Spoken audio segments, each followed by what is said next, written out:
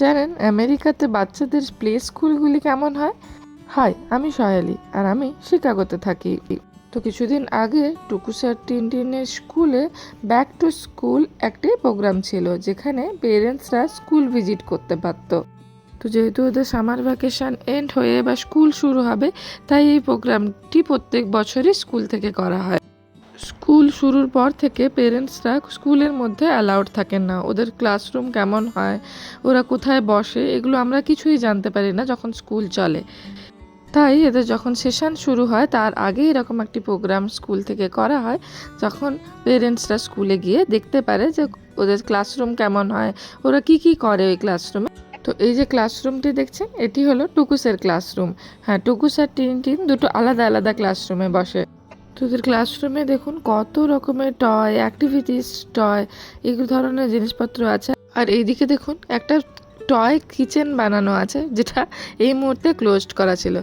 আর কিচেনের ঠিক পিছনটিতে বোর্ডে সবার ফ্যামিলির একটি করে পিক দেওয়া আছে। আর এই জায়গাটা দেখুন পুরোপুরি একটি ম্যাট বেছানো, যেখানে বাচ্চারা বসে খেলতে পারে। এছাড়াও ওদের স্কুলে একটি জিমও আছে, আর এটি হলো ওদের স্কুলের প্লেগ্রাউন্ড।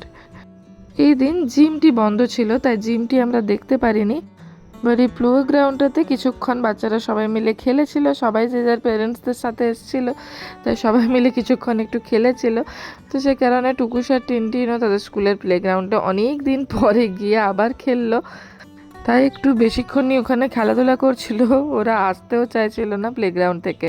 বাট প্লেগ্রাউন্ডটাতে দেখুন এত সুন্দর সুন্দর জিনিসগুলো রাখা আছে, যেগুলোতে বাচ্চারা নিজেরাই গিয়ে খেলতে পারবে। এই পুরো প্লেগ্রাউন্ডটা দেখুন পুরোপুরি আর্টিফিশিয়াল গ্রাস দিয়ে মোড়া, যাতে বাচ্চারা যদি পড়ে টড়েও যায় তারা যেন চোট না পায়। যদিও এখানকার শুধু স্কুলেরই প্লেগ্রাউন্ডগুলো এরকম হয় তা নয়, এখানকার যত পার্ক বা যত প্লেগ্রাউন্ড হয় বাচ্চাদের, সবগুলো প্লেগ্রাউন্ডেই এরকম কিছু আর্টিফিশিয়াল গ্রাস বা কিছু সফট প্যাড দিয়ে মোড়া থাকে, যাতে বাচ্চারা পড়ে গেলেও ওদের চোট না লাগে, ওরা সেফ থাকে। এদেশের এই একটি জিনিস আমার ভীষণ পছন্দ, যে এনারা ভীষণ সেফটি কনসার্ন। বাচ্চাদেরকে স্কুলে ছেড়ে দিয়ে আপনি নিশ্চিন্তে থাকতে পারেন যে বাচ্চারা স্কুলে পুরোপুরি সেফ থাকবে। তো প্লেগ্রাউন্ডে কিছুক্ষণ খেলাধুলা করার পরে আমরা এখান থেকে বেরিয়ে যাচ্ছিলাম। তো স্কুলেরই করিডরে দেখলাম এনারা কিছু স্কুল সাপ্লাইজ ফ্রিতে দিচ্ছেন।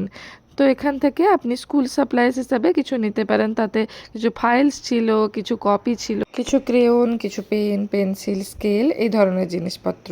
তো আমরা এসব নিয়ে স্কুল থেকে বেরিয়ে এলাম। আর স্কুল থেকে আস্তে আস্তে ওদের স্কুলের সামনেই এই গাছটিতে কিছু ফল দেখে একটু চোখ আটকে গেল।